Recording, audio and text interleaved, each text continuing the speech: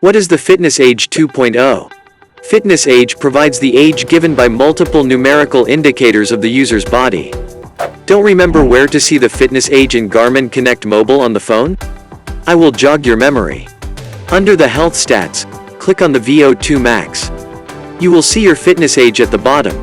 But now, there are two ways to check your Fitness Age 2.0. 1. Under the Performance Stats, tap the VO2 Max, and you will see that the previous fitness age becomes a link to View Your Fitness Age, and tap it here to see the Fitness Age 2.0. 2. Tap the Health Data. There is a new tab, Fitness Age. Here you can see fitness age, suggested items and achieved goals.